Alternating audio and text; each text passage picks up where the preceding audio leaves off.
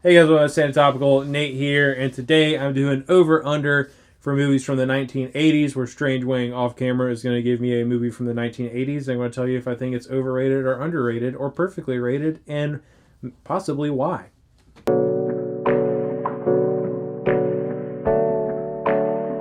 Your favorite movie from the 1980s? Back to the Future. Back to the Future is one of the most overrated movies of all time, in my opinion. Yes, it is a fun adventure movie with a really interesting and unique concept, and I'll always appreciate that. Marty McFly, however, is one of the most boring, flat, stagnant, unchanging protagonists of all time. I can't stand him, and he makes that movie incredibly boring to me. The Untouchables. Um, I think The Untouchables is perfectly rated. This is a really good movie. I really, really like The Untouchables. Um, and I don't really know what to do with this, I guess, because I've heard critics talk about The Untouchables and they sing its praises. So it's like in the critical world, I think Untouchables is remembered the way it should be. But in terms of like general audiences, I don't really know how many people have really seen or really talking about The Untouchables. So maybe I'm going to switch and say it's just a little bit underrated because I do think that the masses should still be talking about this movie a little bit. It's very good. I think that movie's criminally underrated. Yeah. This one, not so much. Rain Man. Rain Man. Um. Yeah, I think maybe Rain Man is a little bit overrated. I think it gets talked about mostly because of its cast. Um, but I mean, it's fine. Like Rain Man's not a bad movie, but it's not like, oh my god, this movie's absolutely incredible. But you got two of the biggest names at the time in the movie, and I think that's kind of where it really gets most of its attention. When the movie itself is just completely fine. Yeah, perfectly rated in my book as well. Dead Poet Society. I think Dead Poet Society is a little overrated. That movie is a great, like, for the people who were alive when that movie came out, I'm sure that movie was great. Watching Dead Poet Society now, that movie is cheesy as fuck. It is so corny. I maybe I'm being a little too harsh on it. I think Dead Poet Society is just a little too sentimental, a little too sweet. I don't really fuck with Dead Poet Society. Do you fuck with Wall Street? Um, yeah, Wall Street's decent. I think Wall Street's perfectly rated. I mean, I think it like in your world of like corporate crime esque like crime corporate thriller movies, I think Wall Street gets brought up enough. Um, so perfectly rated. Pretty in Pink. Pretty in Pink. I think Pretty in Pink is. I'm gonna say I think it's perfectly rated because it's not like no one ever brings up Pretty in Pink, but out of all your like John Hughes films and stuff like that, it definitely doesn't get talked about as much as the other ones, and I don't think that it should. So Pretty in Pink is right where it needs to be. Kindergarten Cop. Kindergarten Cop. Uh, I don't know. It's fine. I mean, I don't, Bro, Schwarzenegger doing comedies? oh my gosh, Schwarzenegger's in a movie. Let's suck his dick. That's just gross. It's fine. I don't. I don't talk about Kindergarten Cop. I don't know anyone else but Strange Wang who's talking about Kindergarten Cop. It's not a tumor, so that's good. It's quotable. It's funny. And Schwarzenegger doing comedy is incredible. It's got a lot of heart. Underrated. Next, the least talked about of the trilogy, Temple of Doom. Um, that's tough. I think I have to say perfectly rated. I mean, I have heard just people in the sphere of the internet say that Temple of Doom is their favorite. Those people are all very much so 80s people.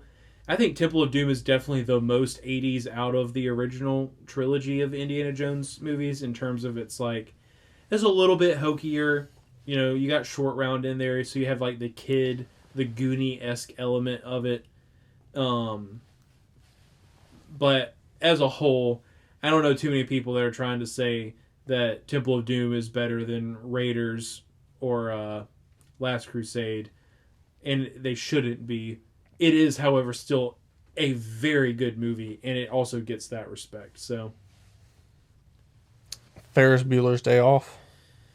that's a tough one for me because I really, really like this movie. I just like it for different reasons than a lot of other people do. Um, Bueller. yeah, I gotta say, perfectly rated. Like Ferris Bueller's Day Off is one of my favorite '80s movies.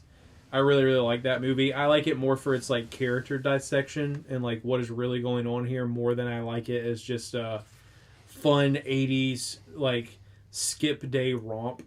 But it is still a really, really fun movie, and there's a lot of really interesting character things to dissect in that film. Um, I really like its pacing. I like the storyline. I like it flows really well. I really like the ending.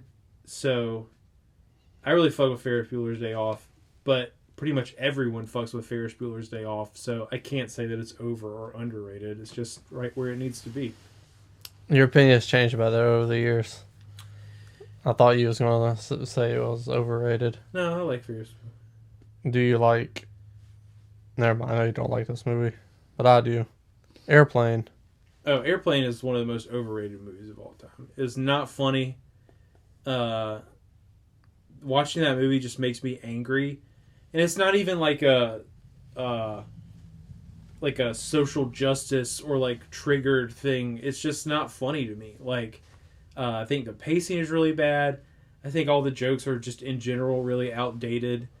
Like I don't know what it is from the opening scene when they're at like the bar and then it turns into this disco thing. Like that just is annoying to me. None of it was funny. It's like I have a special place in my heart for slapstick comedies, and this one just does not do it for me in the slightest. I really just don't like Airplane. 16 Candles. I like 16 Candles more than I like Pretty in Pink. But I think as a whole, that's kind of like the general consensus. See, I thought it was opposite. Really? I thought Pretty in Pink was the more popular one of the two. I think 16 Candles is way more popular than Pretty in Pink. Yeah. I mean, I'm okay with either of them. I like 16 Candles more. Agreed. Perfectly rated. I mean, it is what it is. Again, it's not Say Anything. It's not The Breakfast Club, which I don't know if that's going to come up or not, but I have an opinion about that movie too. But like, It's not. Would you like to state your opinion? what? Breakfast Club? Overrated. Why? Because Breakfast Club gets touted as like this quintessential like must-see coming-of-age movie, and it's like no one understands kids like the Breakfast Club understood kids from the time, and it's all about these people from different walks of life learning about each other, and like that is great. I love that message. The movie itself, it's like there's so many holes in it.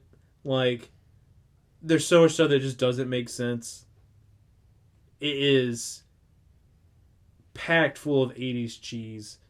Like, Breakfast Club is just overrated at this point. It might not have been when it came out, but it is now. Like, it just is. I love Breakfast Club. And I also love Batman. Oh, fuck yeah. So, I'm going to have to say that Batman is a little underrated, and that's just because now I think it is so overshadowed by The Dark Knight.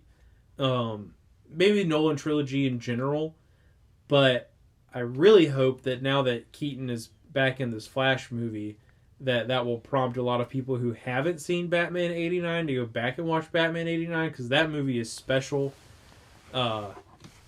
It's still, it's definitely an 80s movie, for sure. To me, it's like the most, I think that's an incredibly transitional movie. Like, I think it really does a really good job of kind of showing what kind of stuff we were about to get in the 90s. But Batman 89 is incredible. I love Keaton in that movie. I love Jack in that movie. It is like one of the most like important movies of my childhood, and I think that it should be talked about at least as much as the Nolan movies. When Harry Met Sally. That movie's perfectly rated. I mean, it is consistently on like best rom-com of all time lists and things like that. And I don't know that I necessarily disagree. It is funny. It is not overly cheesy. It doesn't like it feels incredibly real. It doesn't give you these like movie versions of characters that are just being like extra dramatic or extra sentimental or like extra aloof just for the purposes of entertainment. Like when Harry Met Sally is a story where like it could actually happen, and the dialogue that is used is stuff that could also actually happen. So I really fuck with When Harry Met Sally.